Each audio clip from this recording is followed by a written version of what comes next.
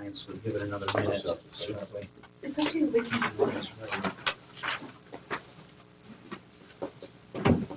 Sorry. Well, that was a Folks fighting problem. behind me back there. I'm used to it, I'm sure. Oh. Okay. Go ahead and give him. Go ahead and call the December Planning Commission meeting to order. First item on the agenda is the approval of the report from November 4th Planning Commission meeting. Commissioners, what are your wishes regarding that report? Make a motion to accept it. We have a motion and a second. Any discussion on the report? Hearing none, moving to a vote. All in favor? Aye. Opposed? That passes. Second item on our agenda, actually, before I move into that, I want to do introductions. I normally do that, and I apologize for not doing that. Jerry, would you like to start? Jerry Feith, Planning Commission member. Dave Hawks, Planning Commission member. Dave Laspa, City Engineer and Planning Commission member. Kelly Rosecrans, Park and Recreation Representative to this commission. Brent Aaron, Planning Commission member. Tom Rioma, Alderperson, representative to the Planning Commission. Julie Kreitzer, landowner. Mark Roback, landowner. David Farnborough, Wisconsin Rapids City Times. Mike Dactus, I represent Miller Valentine, President of the Apartments and Annexation. Bill Miles, landowner. Steve Levine, developer. Butch Fensel, landowner. Sherry Stats, landowner. Ross Scholes, landowner. I returned your phone call today as well, so I don't know if you got the voicemail. All right, so next item on our agenda is item number 2A, Steve Clavine Street vacation request. The applicant is requesting to vacate the portion of Clavine Avenue lying just between 14th Place South and 15th Place. Dave, did you want to speak to that? Sure. Right now, Clavine Avenue is plotted between 14th Place and 15th Place, and Steve came to the city with a different development layout. So the cleanest way, he's gonna be putting a cul-de-sac on it, which would be west of 15th Place. Yeah, west of 15th Place. And Steve, you can speak to it following David. And the cleanest way to do that is to vacate the original street, and then when he comes in with, well, that's Rosewood 5 or 4? 5. When he comes in with Rosewood 5, then he would dedicate the cul-de-sac west of Oh, sure. 15th Place. And I think everybody's checked it over and we're all in. This exists out here then? This exists to the That's the one east. oh, yeah, okay. And there's just a gravel trail here now. And at 14th, Steve, is that right? At 14th, the cul-de-sac? Well, the cul-de-sac will come from 15. Yeah, but I mean, down 15th Right to here. 14th, right? Right Oh, there. not all the way. I see. Right, it I was thought- dedicated all the way. I see. And the best way to do it is to vacate the whole thing and then rededicate it. with I the see, plat. okay. And I guess Adam's in agreement with it, Mhm. as far as I know. Everything that I understood. Okay. Adam's at training this week, so in case. Because he was checking lot sizes and everything, so I was just, I didn't hear otherwise from him, okay. unless Steve did. Did you hear anything else otherwise from Adam? No, I didn't. Okay. Oh, he must be sad. I didn't hear anything Yeah. back from him either. I know he was I checking. know that was a but question I had, okay. Steve, did you want to speak to the request at all? No, the map kind of explains everything. Mhm. It gives better lots and shortens up the road quite a bit. All right. And so we all have a map that talking about the vacation piece. Are there any other questions, commissioners, on that request? I'd entertain a motion on that request. Move to accept. Second. Second. We have a motion and a second to accept. Any further discussion? Hearing none, moving to a vote. All in favor? Aye. Opposed? All right, that passes. And item B, we didn't have anything other received. So Steve, thanks for being here tonight and look forward to Thanks, some more Steve. development over there. All right. Item number 3, the Miller Valentine Group annexation request. The applicant is requesting annexation of 4.45 acres on the northeast corner of 8th Street South and Whitrock Avenue, parcel numbers 07-00846B, 07-00850, 07-00851 from the town of Grand Rapids. Which commissioners, we've got the annexation request in our packets. Did you want to speak to the request? Sure. First of all, thanks for having me here. My name's Mike Dectus. I represent Miller Valentine Group, and I actually just think I should pull up probably if I can do this right. The parcel. So Thank can you. see it. A little bit easier for us to see. Kind of rotate for these.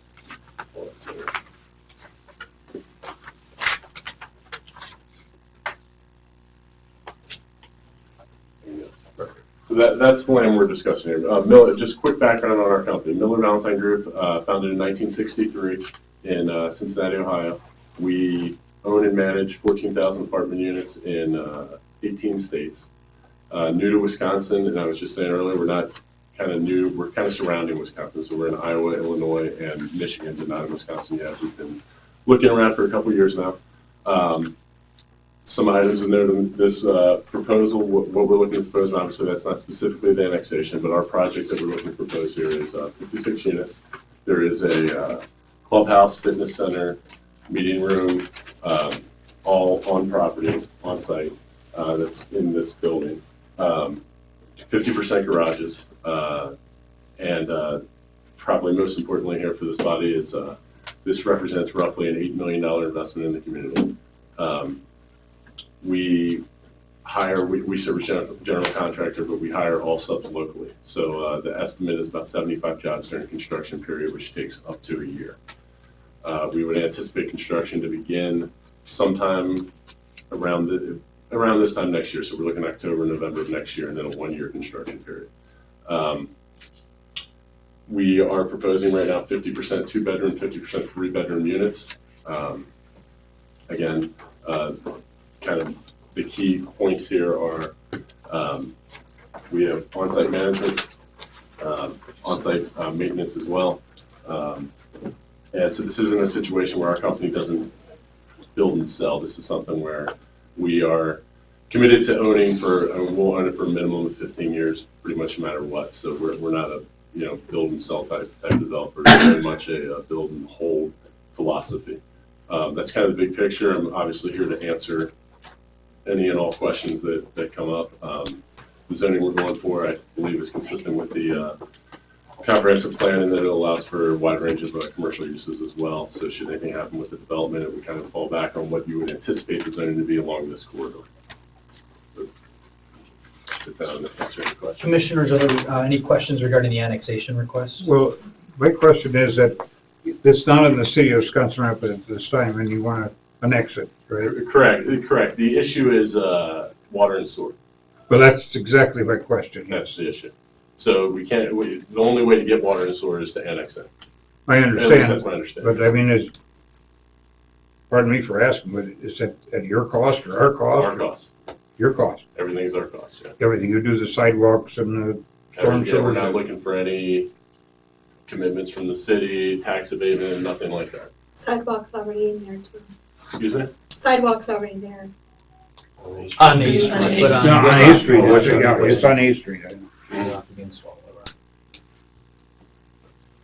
And this is obviously, the concept site plan as it is right now, we're still, working through finalizing, but that's where we believe we'll fall pretty close. But it's not, chiseled in stone, so we're open to your comments as well. Can you speak to the $8 million investment? My understanding is there's some occupancy qualifications, maybe with some income pieces. Can you speak to Yeah, that? correct. So, we're going for WIDA tax credits, which is what's helping to finance this. As a result of that, there will be an income restriction to the property of, I have written down here, the max income that you're allowed to have to rent here is $42,120. Household income? Correct. That allows rents, we can charge rents up to, and obviously we'll charge what we can get up to that amount of $944 for a 3-bedroom and $817 for a 2-bedroom. 944. And 817. So I'm not saying that's what we will charge, but if That's a ceiling, you said? exactly. So if the market will allow, we will charge that. But those are the up to numbers. This is administered through Wisconsin Housing and Economic Development Agency. There's no vouchers or anything like that, or subsidy directly to the project. Everyone has to pay their own rent, their own credit check. We run criminal background checks, and probably the best thing we do, honestly, to manage the community is on-site management. on-site management and our experience fixes majority of any issues you run into with multifamily. Is this considered low income or? It's low-income housing tax credit program, was put in place in 1986. It was when all the tax reforms happened under Reagan. They put this into place. It, if you think to like the old kind of Section 8 stuff from the 60s and 70s, it really didn't work real well. And I think the reason it didn't work well, and this is my opinion, but I think the reason it didn't work real well is, there was basically people getting the rent paid for them. And this was a way to set it up. What actually happens is you receive federal income tax credits tied to your property that you then sell to banks. Banks get 10 years of income tax write-offs on their federal income taxes. And, for that benefit of 10 years, they write us a check up front. And so we have to deliver those credits to them. And then what that ends up doing is buying down our mortgage. So we have a lower mortgage than a normal property would have. As a result, you can charge less rent. So, I would honestly expect the rents to be $600 to $700 here is probably my, expectation, maybe $650 to $750. But that's, market based. If we can get 7 to 8, we'll do it. So. What we've also found is this program works pretty well. We do some developments with and some without. We found the program works pretty well because a lot of times who you're renting to anyway will fit within these qualifications. One of the things, you'd asked earlier about why Wisconsin Rapids. I don't know if you guys are aware enough. We had a real quick preliminary study done. It's depending on how we proceed here, we would engage a more full market study. But 65% of all multifamily housing units in the city were built before 1980. Only 8% of them have been built since 2000. Oh, really? So you really have a situation where that type of housing is pretty aged in this community. And so I think there's probably a desire and maybe a pent-up demand there for maybe some more modern units and some upgrades. And I'll show you if I can get to it here. And that was the photo that was up here before. I think you guys have it in your packet. But this is what the property looks like. This is one that we actually built it was in Tennessee, so it was in a warmer climate. The one main difference you would see is this right here is an open stairwell, which we would enclose, just because of the elements, and there's obviously more snow and cold and the like up here. So, but this is the property, as it would look. I mean, that's the building. So that's what you would be looking at. I didn't get to ask the second part of the question about the $8 million. This isn't our first LITC property in the city. We've got some over senior housing over on the west side near the mall. So my question was, what do you project the valuation to be? I mean, typically it's 40-50% of the investment. Well, it's difficult because that's maybe the biggest moving target in our industry because every county, municipality, everyone kind of assesses it differently. Some use cost approach, value approach, it's going to be hard for me to pin that down because it's going to depend on your practices here. Or I guess I should say the practices of the county more likely. The state, We're spending, it's going to roughly be $150,000 per unit. It probably won't be assessed that high. Right. But I don't know what it ends up being assessed at. I mean, from a practicality standpoint, if you take away a lot of the soft costs such as architectural, engineering, financing fees, things like that, probably 100 to 110 of that is actually hard cost of sticks and bricks and site work and the like. So I don't know if that becomes a good gauge or. Well, yeah, 40 to 50% has been kind of our target. I don't know, Dave or anybody else on the commission maybe can speak to that. I know that any sort of new development, I don't know, the one over on Cary Street that's going in right now, the cottage style, 40% is what they're projecting. Just so we have a gauge of what good is this to the tax base. Sure. I mean, our levies are based on net new construction, so I'm looking through that lens on any development that comes to the city. So if we're able to kind of gauge that, we can weigh that cost benefit. So if that's the target, then you're looking at 3 to 4 million. Right. Assuming Which sounds that's about how it right. That comes sounds through. about what those other developments ended up being. Other questions? I recognize these two items are connected, and then the three items, so I feel like we can open up the doors to all questions. Any other questions from commissioners? Is that a question for Dave? Where would that Would those utilities come off of, Oh, we're stubbed out right now. I think, yeah, you probably have a diagram. Yeah. We're stubbed out on Whitrock. Okay. There's no leads into the property, but we, the city, ran that in and, You're stubbed into Wittrock. yeah, across A Street. That makes sense. I have a question regarding the housing on Whitrock Avenue. There's a small parcel there, Right here. right? No, to your left. To your left, that blue there. No, that's yours, excuse me. There's a house in there, right? Where, On Whitrock. That's where There's Right two in the houses. middle. Yeah, There's okay. 2 houses. Is that to be in the city also then, or not? Not part of the request. Doesn't necessarily have to be. It's not part of the request. Okay, I just. well, Yeah, 'cause it that's doesn't not, create that's an not our island. par, I mean, that's not the parcel that's not our parcel, so it wouldn't be our Okay, all right. request. But- Is it in Grand Rapids now? Yes. Okay, then, isn't that an island? Wouldn't that be part of the city then? No, No. it's connected to Grand Rapids directly across the street, directly across Whitrock. That's what I was wondering, because it's Over in here. totally, it's. Right. Yeah. To the, Grand to the Rapids, south, south. exactly.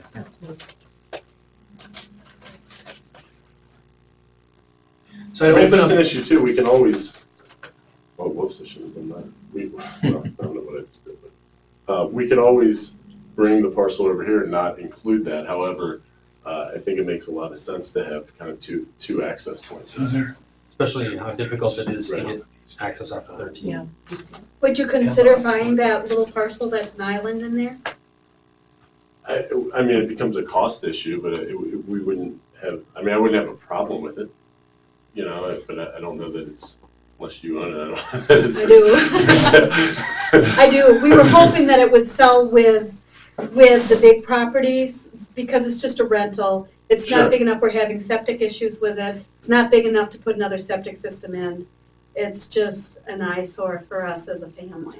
That's your property now? Okay. I mean, it would make for a cleaner, easier site plan to do that. However, you know, there's additional costs there. We're not gonna soak you for it. I just You know, wanna all get rid that of stuff. it. We'll talk later. Yeah, right, great, you can make the connection. It gives you another possibility for another unit in there. Yeah, it's possible. I probably wouldn't want to go much bigger, to be honest. I mean, we would maybe do 60 units. I wouldn't want to come in. I think it would be a little out of scale for the neighborhood to come in and put in, you know, like an 80, 90, 100 unit development. We actually do some that are up to 300 units, but those are in, you know, Milwaukee's and Minneapolis type Sure. cities. So this is feeling about right to me. Maybe we could put a little bit more in, but we're approaching the high end of where we would want to go here. My bigger concern, two concerns I would have on this, kind of with this issue, and I'm, I guess, talking to everyone here, but one is obviously just the cost, but then secondly is in the timeline we're working through. To apply for tax credits, our proposal is due by the end of January. In order to do that, you have to have zoning, you have to have letters of support from you know, elected officials. You need also to have a site plan that is, you know, what we go in with to WIDA is pretty much what you need to build. You can't have wholesale changes, and you know, you would do minor things to fit within any variances or things like that that may be necessary. I know one issue we have is the wetlands up here, which we've tried to design out of, and I think it works, but we're gonna have to confirm all that. So we are under, even though we don't start construction for a year, we're under kind of a very short timeline from here till the end of January. And then things kind of loosen up time-wise after that. But we do have kind of a 2-month, and all of our environmental studies, full market studies and the like, takes about 30 days. So you would want to order all that by the end of this month.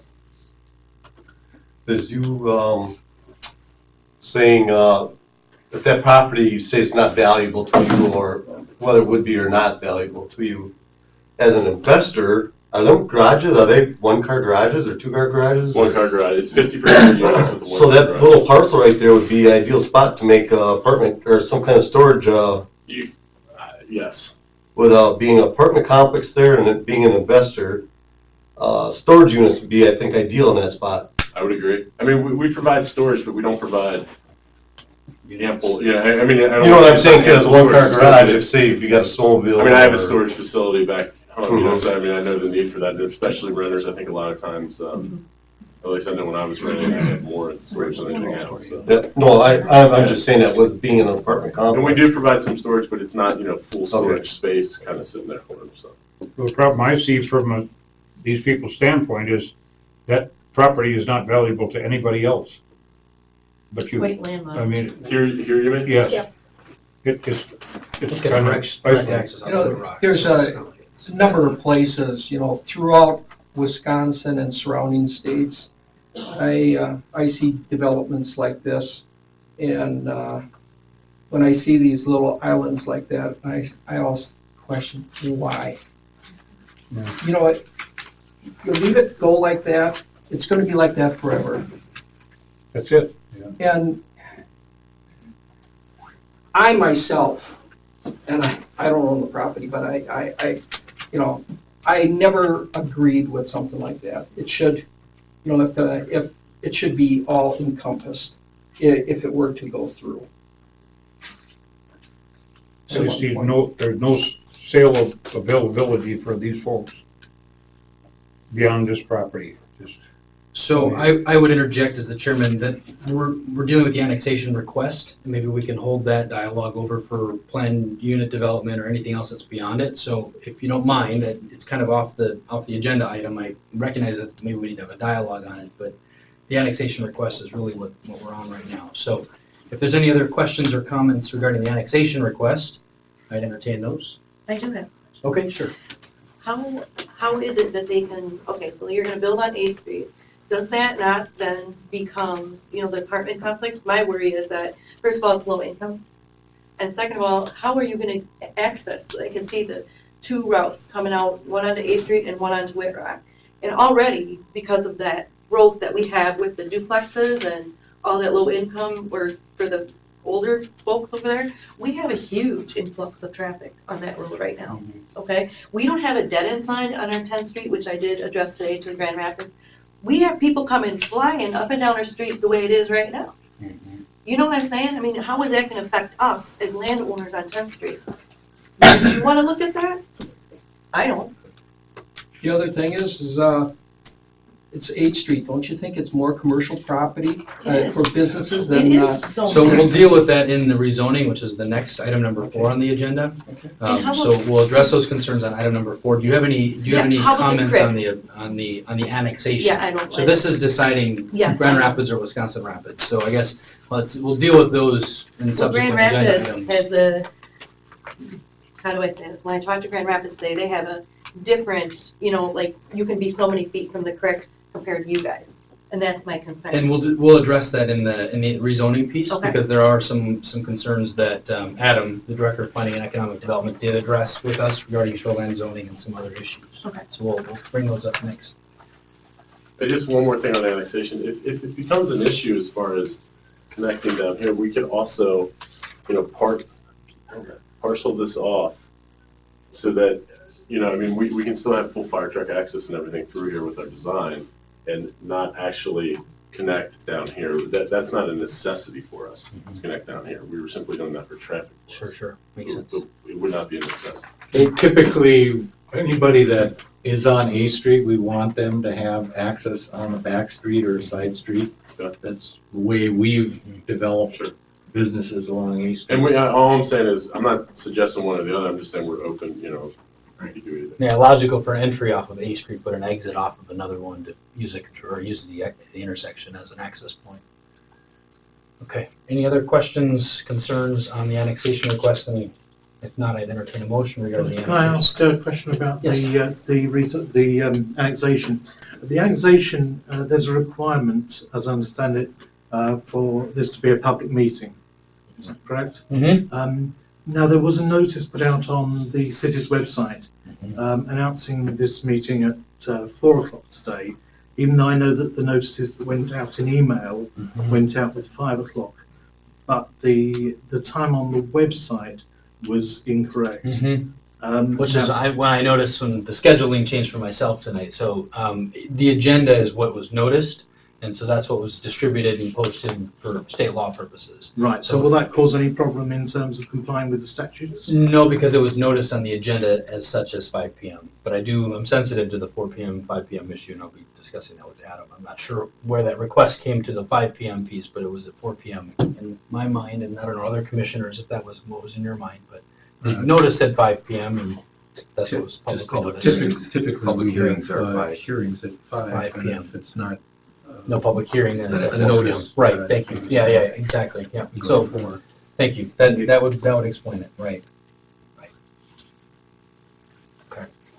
Any other thoughts or questions on the annexation request? If not, I'd entertain a motion. So move. Second. A motion, a second to approve the annexation request. Any further discussion? Seeing none, moving to a vote. All in favor, signify by saying aye. Aye. Opposed? That passes. Okay, item number 4, which is the public hearing, which is really where the dialogue begins and ends and all that sort of thing, is a public hearing on Plan 130802 Miller Valentine Group. The applicant is requesting a rezoning pending annexation approval, which they were just granted from the R2 1-family and 2-family residential district to the B2 general commercial district. Subject property is 4.45 acres and is located on the northeast corner of A Street and Whitrock Avenue. Same parcels as before. So the way we'll run this is we'll open it up for the commissioners' concerns, and then we'll open it up for those wishing to speak for and those wishing to speak against, and then we'll open up dialogue for questions. So, commissioners, thoughts or questions regarding the request? My one question did have to do with the creek. How are you going to handle that? Are you staying away from it, or I don't know what the rules and regulations are on that? 75 feet. So Adam is working on it's been noticed based on the development's proximity to Two Mile Creek, and that there are additional regulations that apply to subject properties. The first is the city's floodplain ordinance, and then the second is the county shoreline zoning ordinance. And there are some questions, and I'll defer to Dave based on that, then maybe you have a response. But my understanding is the state law recently changed, dictating whose trumps which, and I could be mistaken on exactly how that rolls out, and so that's why I say that there still is some pieces that have to be met. Yeah, I'm not updated on where we're at on which zoning covers. Mhm. Okay, yeah, and there has been some debate because in light of the decisions in Madison regarding that have laxed essentially a lot of the building requirements. So I don't, do you have any? Yeah, we updated received comment on a package from Adam, and we're actually looking through that right now. I Okay, think 75 feet is correct, if I remember right. What I would have to say is that doesn't change a zoning decision. That's part of our site plan that we're still working Right. on. So that may, in fact, have to alter the way some of this goes. Most likely, if something gets altered, what ends up happening is some of this parking moves more towards the creek and the building moves further away. However, I can't tell you exactly what that's going to look like. I don't think it just becomes a flip like that. It's something that we are in the process of working through. We're pretty confident that it's a solvable issue regardless of which, zoning rules or just say setback requirements are enforced here. But it's something that is in process. But again, it wouldn't change necessarily the discussion of what to zone it. and I think it's a valid point. We're not faced with a decision right now on the site plan at all. It's simply the rezoning. However, one lends itself to the other, and so of course, Absolutely. the more information we have at this point in the decision process, the better and more comfortable we can feel with some sort of. And we don't plan to action. come in with, all kinds of variances and the like, and, we would want to build within the zoning designation, and that's also the reason we're going for the zoning designation we're going for, because, it's our belief that regardless if it's us or someone else, that would be what it gets zoned for. And that's the most logical zoning for this piece of property, in our opinion. Any other questions from commissioners or thoughts? There are a couple of signs there. I don't know whoever gave them permission to be there, what happens to them? Well, now that they would be in the city, they'd be in the city They come under our zoning. control. Yeah, Mhm. right. I informed the people they'd probably be coming down with the Okay. homeowners. Or even new zoning, because Grand Rapids sign ordinance is much more lax than the city's is. Well, it's been with the If it state, exists, because I it's don't on a know. state highway, and we've been Yeah, complying right. with that. We've been paying them their fee every year. Okay, You are partial owners of the big piece of property we're talking Yes. about?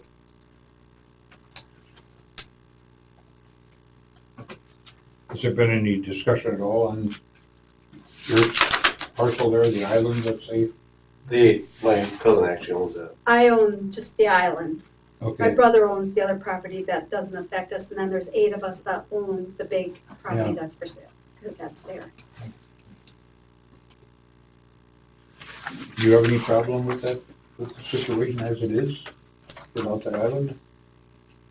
No, other than when I was talking with the realtor who contacted me, I told her that that was available, so. Okay. Not knowing what it was gonna go for, you know. And now that we know what it is, it's apartments, you know, we're kinda stuck there. So speaking directly to the rezoning, what consideration has been given to any sort of commercial piece on the property? I recognize that's not in the purview of your group and your development, but any sort of maybe reallocation of the space to accommodate some commercial on the front end of Well, that? we wouldn't be able to do it. When you're using WIDA funding, Tax credits. yeah, you're not gonna be allowed to take that funding and then kind of spin it off there's kind of a concern, I guess people have probably tried it in the past, Mhm. my understanding, that they would use the tax credits to purchase the land, parcel off a piece, and then do a different development. And in effect, you have income taxpayers subsidizing. Commercial development. Exactly. So Gotcha. that's not really much of an option for us. I don't know that there's a lot of room left on the site anyway, as contemplated. I mean, it's relatively tight. Obviously, I think if there was a spot you were going to do it, it'd be on this That's what I corner. was thinking of, right? But you wouldn't be able to get a very large Development. development there.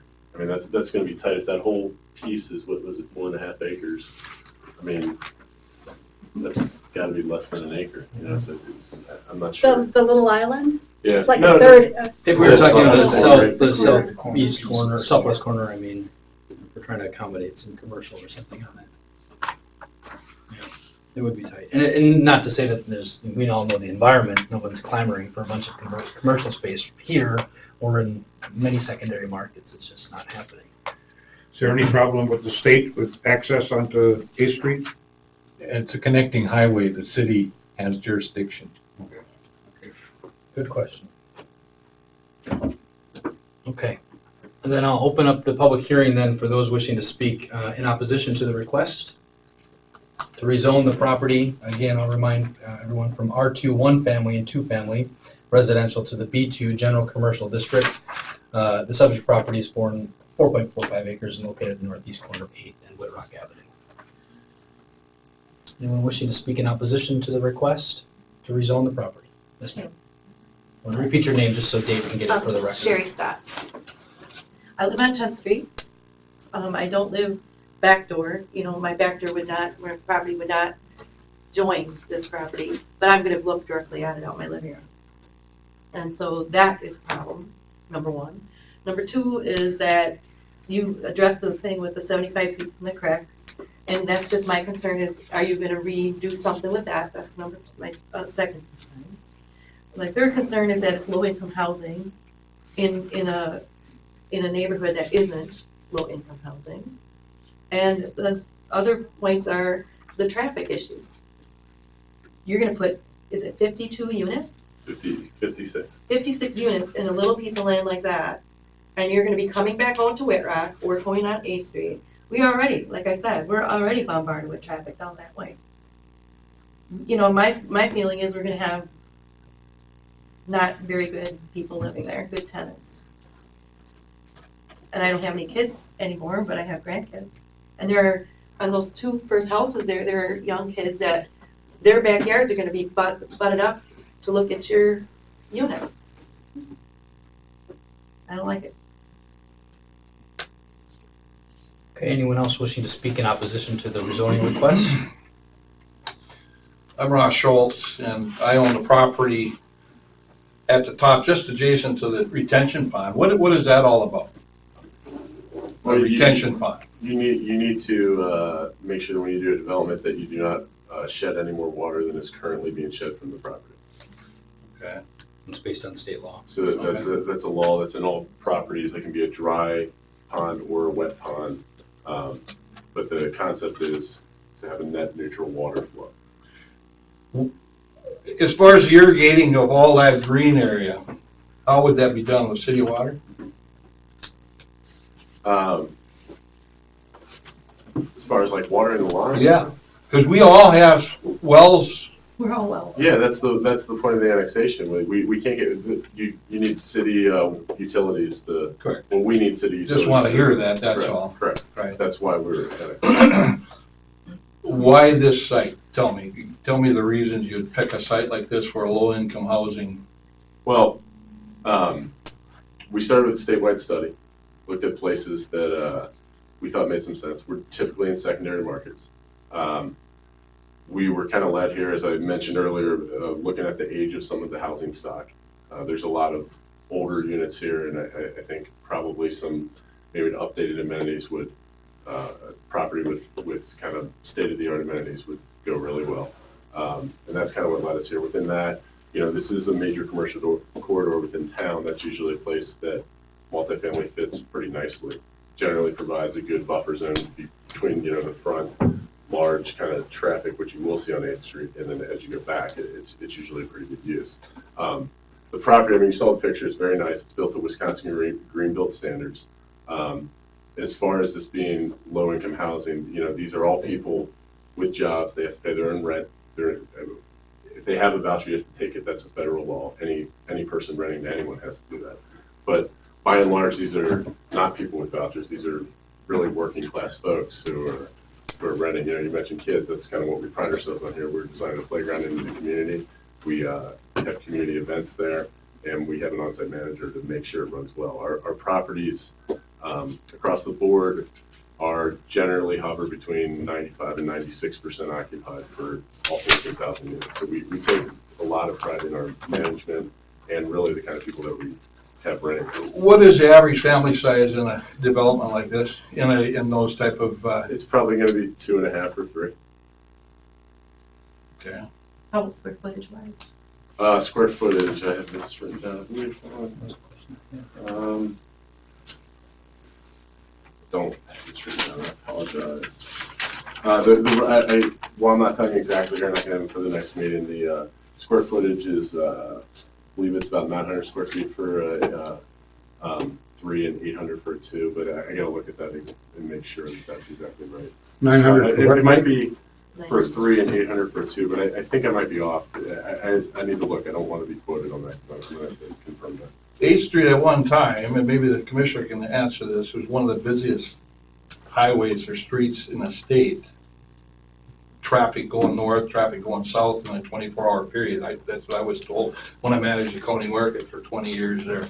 Is that the type of traffic we have on there? We're averaging, well, it drops off in this area and comes back up by Walmart, but we're about 22,000 a day, which is, we're on the brink of the state with our 5-lane structure, but it isn't. I don't think it's any more than any other city around here. But typically, because Highway 51 is now a 4-lane with the 65-mile-an-hour speed limit, Highway 13 has really dropped off on through traffic. We got maybe 1,000 cars a day that come through the city. They're following 13. And is it gonna be fenced? There's another question. We don't plan to put fencing, but we do try to plant trees along the line.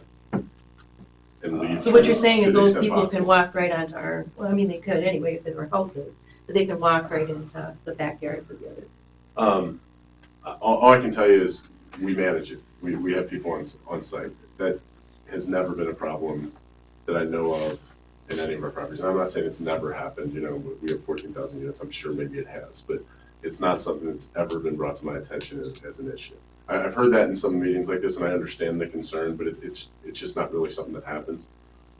This is really workforce housing. That's what you're going to have is you're going to have relatively young people, maybe in their mid-20s, who aren't making a lot of money yet, but they just kind of got out of school and they're kind of starting off. You'll end up with some single moms. You actually end up with kind of the talking point of the industry, and it's true, is generally entry-level police, fire qualify to rent here, And you actually end up seeing a decent number of kind of younger cops living at the place. What percentage of those people will be elderly, low-income people? Well, it's not set up as designated for elderly. There's elderly Understand. developments that are elderly only. What we typically see is usually about 20%, sometimes 30. The elderly, and the reason you'll get to kind of 30 is they like the first floor units. First floor units, Yeah. So, if you, to the extent that's about a third of your units, it's kind of where they'll gravitate. And you'll end up with elderly, but I mean, it's not going to be a primarily elderly development. Right. And I think for the question regarding the fence and some of the other design elements, so we've been faced, the commission in the last year, since really a year and a half since I've been here, a number of multifamily rezoning requests. And I think, we have to keep in mind another step in the process is still the design, the plan unit. We still have a meeting to go through a lot of that. What you're seeing here is conceptual for the rezoning, not what the finished product's gonna look like. So fences, those types of things we've required developers to do in the past, and it's not on a line, for that opportunity to come forth in front of the commission at a future date. And I think we should also not lose sight of the income requirements, and really categorize or back people in a corner. I mean, I'm not too far out of that $48,000 household income rate. I mean, I could be living in here, right? I'm a bit above it, but most of the people that are working at McCain's, Mariani, Ocean Spray, all would qualify to live in this housing as low income. So most of their household incomes are not over. In fact, the city household, average household income, median household income is about $48,000. So by and large, the majority of the people living here could qualify for living in those units. So I think that's something for all of us just to keep in the back of our minds based on who's living in the city, and talk about workforce housing. And that's something That's that we take, that we like to, that's something we find attractive about the tax credit program is you typically aren't restricting that many people who come up. So you can kind of get these benefits. Generally speaking, you're charging what the going market rate might be around here anyway. And you're really getting a nicer product than I think you would get if you build market, just how the economics dictated. As far as why this spot, you mentioned that earlier, that we like being on kind of the main corridor like that or as close as you can because, there's a lot of jobs along that route where people will be working, pretty close to where they live and still qualify. So Where does the creek run in this? it's right up here. You can see the floodplain. It's this green mesh. That's the floodplain? Yeah, so this is out of it, just, it's kind of going up here. It's kind of on this tree line, so there's the edge, all that green mesh. And so we need to look at what the setbacks and how it works. I believe there's enough space on the property, even with a 75-foot setback, if that's necessary to kind of rearrange. As of now, it's out of the floodplain. When I called the DNR today, because I contacted the guys from the DNR, quite easy collection, they said that you guys are in a floodplain, that you're gonna, which you mentioned that already, you're in a floodplain, but also that that's a navigable stream. It's that creek is what you call navigable, which we were told a couple years ago as well, because you live on the creek, and our neighbor lives on the creek as well, and they couldn't get anywhere close to that thing without the DNR coming in and. We will absolutely have to go through all the processes with DNR. We're very familiar with it. We obviously build a lot. We're not kind of haphazardly doing it. We'll go through with engineers. We'll be talking to the city engineer, I'm sure, a lot. That will absolutely be addressed. And there's absolutely no way, regardless of anything DNR says, but they would say the same thing. There's no way we will be building in a floodplain. It's not allowed by our financing, won't be allowed by DNR, and won't be allowed by insurance. There's just no way we would do it. So as far as any issues with offsetting any kind of wetlands or any runoff or anything like that, that is yet to be determined as we engage engineers and go through this, but that's an absolute must for any development we do, that we have to be net neutral, and we can't be in a floodplain. So whatever those requirements are, and I apologize, I can't speak eloquently about them right now, but whatever those requirements are, we will absolutely adhere to. And that spot right there, that it's adjacent to the houses on 10, that's only gonna be a one-story unit? These are three. They're all three-story? Yeah, let me show you. This is the building. If you look here, there's 12 units on each side of the stairwell, so there's 4 units per floor. One of the buildings, if we go back to that slide, you'll see one of the buildings a little shorter, says 12 units, and that's basically where the stairwell is. That side of the building's not built. It's kind of it's called a half building. These are technically two buildings attached by a breezeway, the way they're constructed. So this is the building. This is the building you're looking at.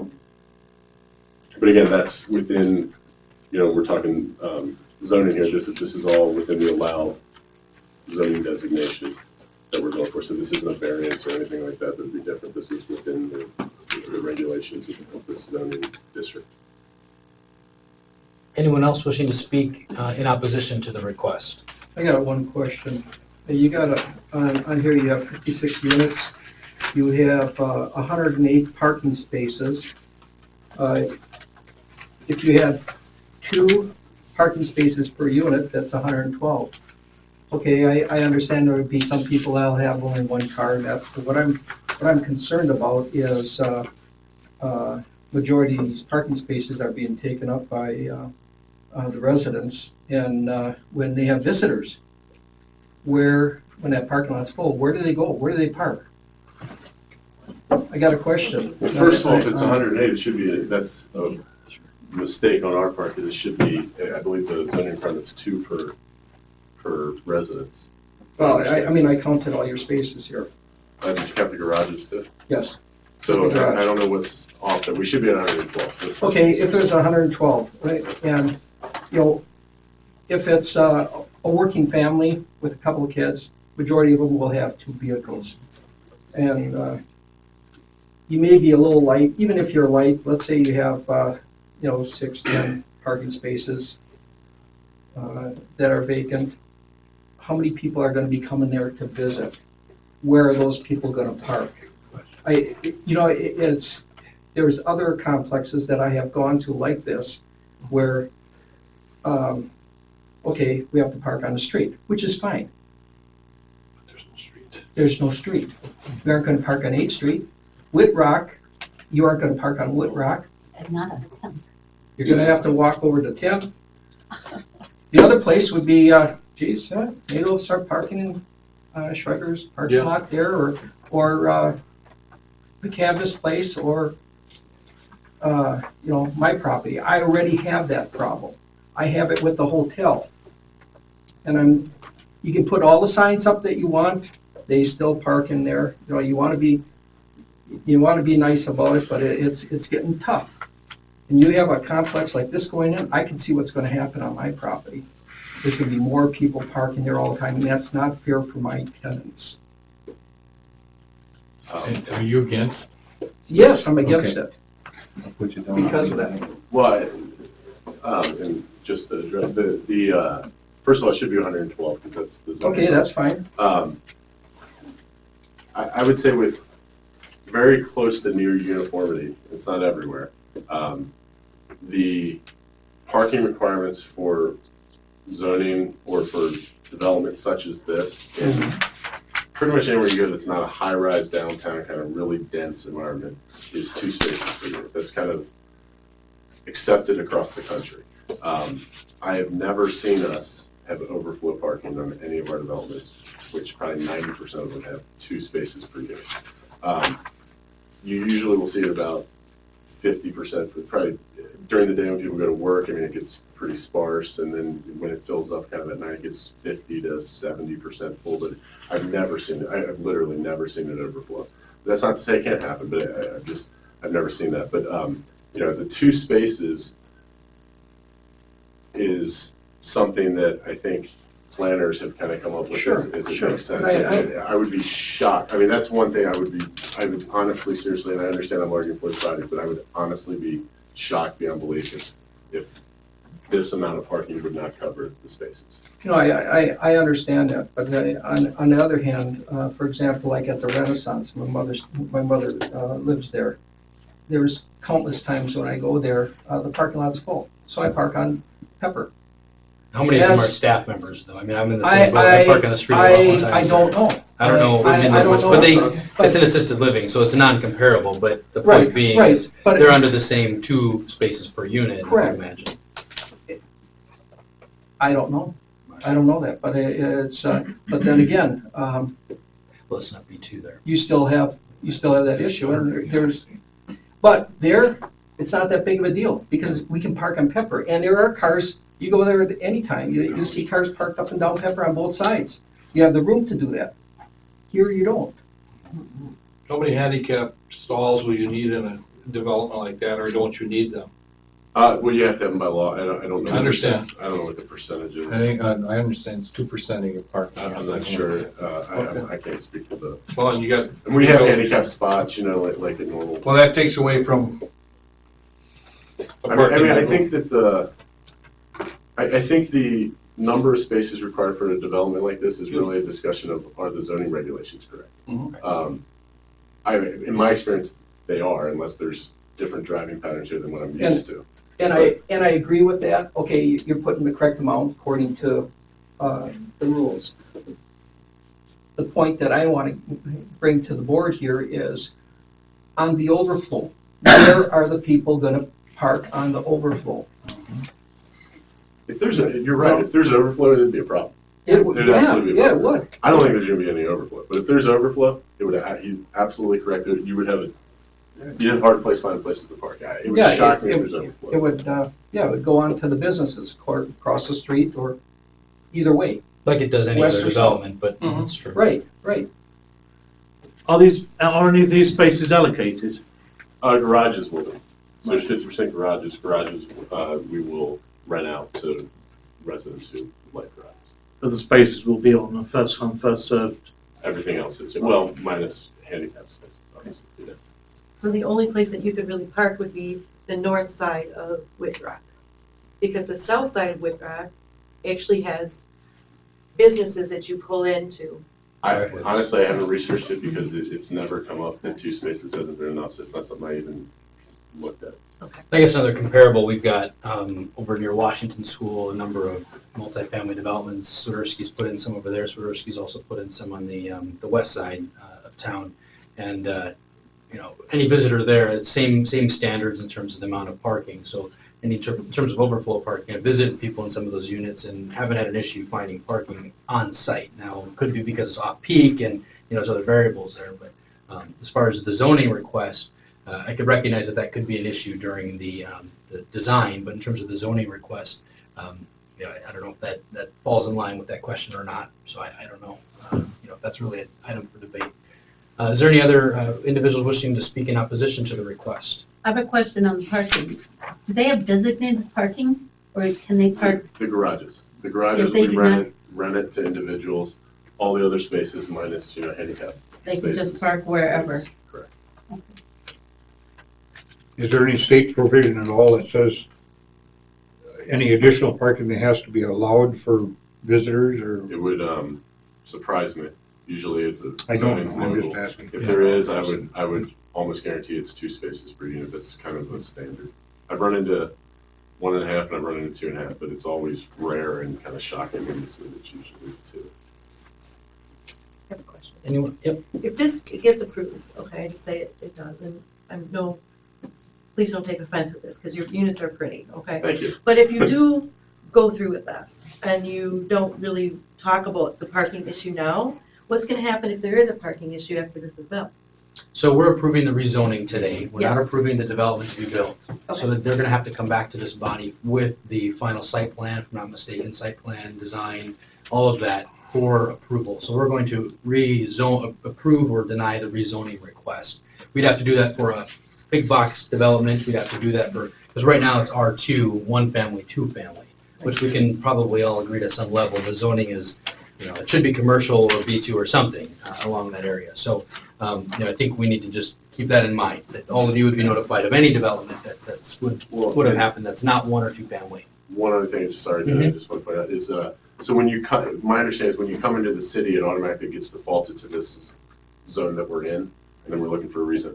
Our concept, to go to the zoning we're asking for here, is that should our deal fall through for some reason, which, obviously can happen. I don't, knock on wood, hope it happens, but you never know. This is the zone that I believe matches kind of the plan of the city if you're looking at what this corridor would be.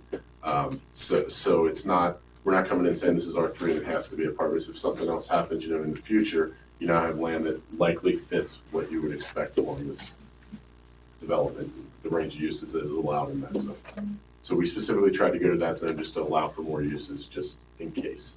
If that makes any help or sense. Would you have footage enough on your entrances coming in to have extra parking? Off A Street and off Woodruff Avenue? I don't know if it'd be safe. I don't know that you want people backing up. Well, parking on Pepper Avenue, parking on any street's not safe. But you're saying kind of Yes. striping it here? It's a relatively main thoroughfare road here that Okay, if so you it's put a narrow. space well, it's not even so much how narrow it is, it's more, although that might be part of it, but if you put a space, close to the entrance as cars may be pulling in or coming out off of Right. faster moving traffic, I don't know if that makes sense, because I think you could get into some fender bender issues there. Maybe you should buy that little parcel of land. Exactly. Do you have an ownership Yes, interest in that parcel. parcel? That's what I like Sounds like it's brokering of this Exactly. parcel. Did you have a question? Are they moving the driveway from where it exists right now? Again, this is just a site plan, but that's kind of what we plan to use, because it just makes the most sense. Because I think where There's the a curb cut indent there, is so- where the current driveway is off of A Street, Yeah. so they'd be blowing out curb and gutter and moving driveway if you go by that, and that brings it a lot closer to Whitrock Avenue there. And you are where there's a hill there, correct? We're on top of the hill. I know, but you're aware there's a hill there? Yeah, Okay. But again, this That's is the green that floodplain. kind of Yeah. concept only at the Yeah. moment, so this is That's a still huge hill there. in design as we go. I walked it off the same. Okay, anybody else wishing to speak in opposition to the rezoning request? Just one comment, that property's been an eyesore since they clear cut it. And God bless grandma, because the grandkids own it now. So I think development is inevitable there. It's just what we put in there is our concern. And that's my comment. Exactly. I would like to see something other than the multifamily there. That's my own thought. Unfortunately, there's nothing happening so far. I know that. Been I know for a that, while, but and- I know that, but there's other places that you can put a facility like that. You really want it on 8th Street. That's just I'm just bringing it to the board's attention. You really want something like that on 8th Street. Okay, anyone wishing to speak in favor of the request? Count yourself as a requester. Anyone else wishing I to speak? favor it, Okay. because I own the property, but, Well, you can speak in favor, so just give Dave your first, so he's got your name. Mark Novak. I'm thinking to myself, if I lived in the neighborhood, if you want to stay at residential, not having eyesores, a back of a building there instead of having trees there would be a lot worse than looking at a residential home that you're already living in a residential home. But I don't live there, so this is just what I'm seeing here. Obviously, I have a plus in selling the property, so everybody can take that under consideration. Dealing with the floodplain, we dealt with the DNR on this specifically when we had the clear cut.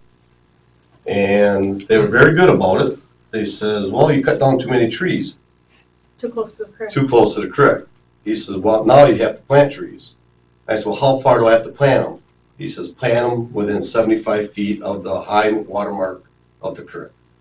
And exactly what we did. So there's a bunch of brush that actually just grew naturally up in there. We got a call back 2 months later from the zoning, or from the DNR, and there was Wood County involved with it too. And they said that everything was fine. We actually tried to plant some trees along the houses there. It would be on the east borderline, but I think with the weather and stuff like that, I don't think too many survived. Because we did do a lot of planting of trees in that area. But he is correct about the 75 feet, and this was 5 years ago. And it was from the high water mark, but there was we didn't have to do any paying of fines or anything. It was just to replant trees in that area. Plus, there's a parcel that would be on the other side of the creek that, I don't know what you would do with that property, because that's in La La land. It's on the other side of the creek, and it's very small. DNL might be interested in something like that, but I don't think they can do anything with it because it's wetlands considered. Because it is considered a navigable stream, which is a joke because it's dry. Well, during it does months. have water in the spring. Yeah, It does it's have just water. runoff. I don't know, we had water in it Well, most of the most of the year. year last year. Yeah, last year I noticed it did have water, yeah. I was wondering if that was because of that pond that you built off of, 16th Street. No, I think it was just a Water more concern. water. More water. Yeah. Can I Anyone make a else? comment?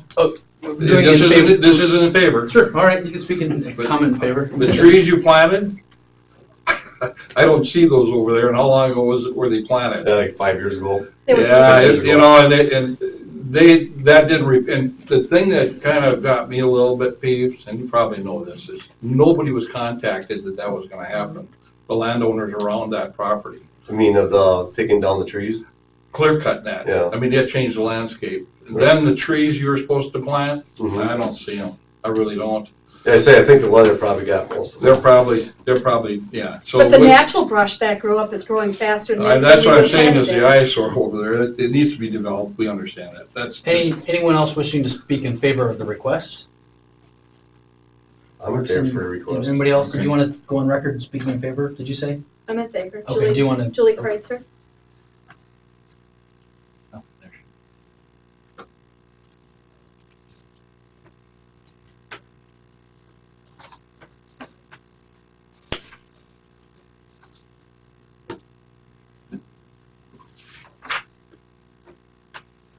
Okay, anyone else wishing to speak in favor of the request? And so to be clear, the request this evening is, the applicant is requesting a rezoning pending annexation approval, which we granted, I believe it's subject to council approval as well, from the R2 one-family and two-family residential district to the B2 general commercial district, which we have an idea conceptually what the rezoning would result in at some point, but the request is to get it into commercial zoning. B2 commercial. Any further questions, concerns on the rezoning request? Commissioners? Thoughts? I'll give you Adam's, all of us as commissioners received Adam, who is the planner, gave us his recommendation. His summary was that the subject property is proposed for annexation from the town of Grand Rapids and is currently vacant. The trend of development in the area is towards commercial as the property seeks to take advantage of the high-traffic H Street corridor. The proposed use of the property as multifamily is classified as a permitted use within the B2 district. In addition, the B2 district is consistent with the commercial category found within the comprehensive plan. His recommendation, upon the review of the request, that staff would recommend approval. There are some other departmental comments from the fire department, namely, the apartments would need fire suppression connections and will require fire suppression systems by fire code since there are 3 stories. The only hydrant is across A Street. Engineering had noted there's no water laterals, water, sewer, or storm water laterals under the property. And installation of sidewalks on Whitrock would be required. And then there'd be special assessments for water, and that gets to the concern about who's paying for the laterals.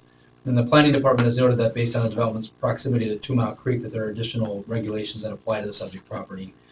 So we already discussed some of the floodplain and shoreline zoning pieces, which would obviously have to be consistent in order to allow any sort of development to occur. All right, so that was Adam's statement on the request. Commissioners, other thoughts, questions? Well, regardless, no matter who would get that property, we'd be meeting here again to get this to be rezoned, because no one's gonna build a home in there. Right, and that's So, I my mean, position. Right, we would As agree far with as that. the rezoning, it's whoever comes here next time, we're gonna be talking about the same thing. As far as the rezoning goes, your concerns I appreciate. You know. As far as the rezoning, it's gonna happen. Anything that can go in there is going to have It's to gonna be have to rezoned. be. Yes, commercial. And that is the challenge with B2, is you don't have that kind of control under it, but I think we all recognize that. Other questions or concerns, commissioners? Jerry? Yes, I would like to just make some comments. I think, in spite of the fact that that's zone commercial out there, I think our 8th Street strip needs a break.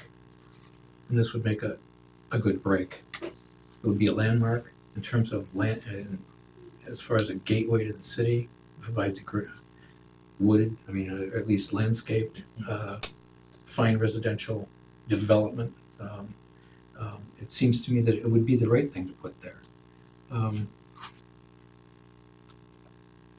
When I looked at the site planning of the project, the only thing that concerned me was the 12 unit building being so close to the road and not having adequate landscaping between it and 8th Street. I think if that other piece of property could be acquired and that 12-story or 12 unit building be moved back to match the 24 unit above, that would make the site a lot more aesthetically pleasing as you drive by it on 8th Street. Other than that, I just think that it's probably the right thing to do there. Thanks. I agree, something's gonna go in there, and it's been for sale for quite a while, and obviously, nothing's happened on it. Well, I think a lot of worse things could go in there, and I Yeah, think absolutely, that Gary. this would essentially invigorate the 8th Street corridor and put a cap on it and potentially increase the value of the property between, say, Grand and this and Whitrock, because it limits it. I'd like to see them acquire the additional properties to square that off, let's say. Only because, like Jerry said, move that 12 unit over would make a lot of sense. Move it to the east. And, Be great room for a swimming pool, I think, for the rest. No. Let's see, the work is what you want. You ever manage a swimming pool? I really don't want to swim. I'm not maintaining it, so that's why I'm going that maybe they consider, yeah, right. Are you actually putting a pool in the building? Sorry, Is that I didn't for sure? Or is- bring up pool. No, because that was told that they would have a pool in there I possibly. didn't say that. No, you didn't, but no, We're not proposing a pool here.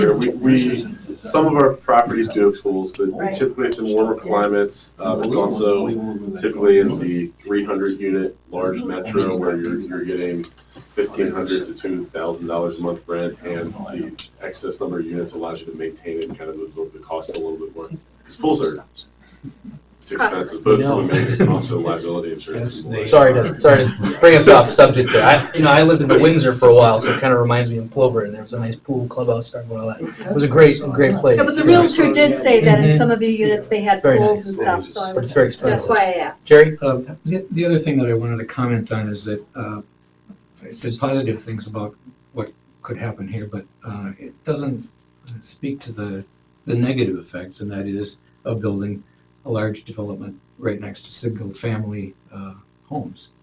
And in as much as this does come back through the planning commission, it does seem to me to make sense to provide some separation between that development and the single families.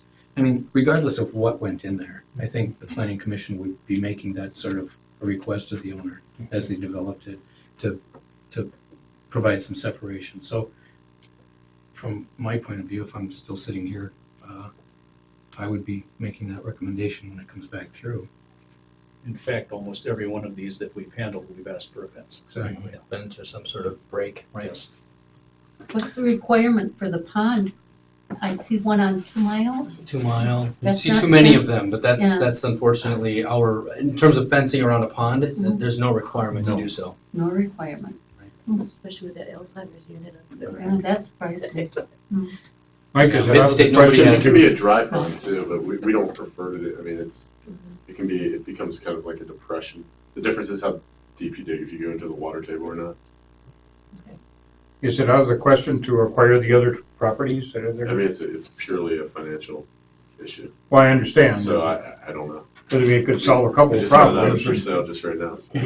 Not only moving the building one No, way, but I also the actually parking. agree with you that I would prefer that as a site plan if it would come up to here. I just don't know if it's feasible. It becomes a question of, the good versus the perfect kind of thing. But if it is feasible, I would absolutely prefer to have frontage there.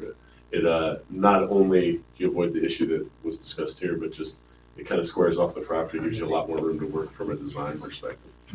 So I would prefer it, but then I don't know that it's financially feasible. Go ahead. Where would your waste recep station be for all the garbage, on that property? Well, it all gets picked up, I don't know if we have it in here yet, I think that's yet to be designed. You'll don't have like where I'm gonna point here is probably wrong, but the concept is you have a stub that comes in on an angle here, where, Okay. and it kind of gets shielded and hidden. That's probably not where it goes. I'm not sure where it goes. We're gonna have to work through that and design it. I don't Will there be see one it in there station yet. only? Yeah, it's one Okay. one section for a dumpster that a regular trash pickup. I mean, usually you wouldn't want it towards the back. You'd want it. The trick is you always want it as close to the front as possible to not tear up your roads, but then not all at the front, so it's like part of your entrance. So it's kind of something that engineers are always working with us on the right spot for. Any other comments, commissioners? Comments, questions, concerns? Nobody? Well, I think it's, from what I hear tonight, and Jerry, I think got some good comments, and actually, a breaking or whatever, coming into the city, leaving the city, that there is something different than what we have there.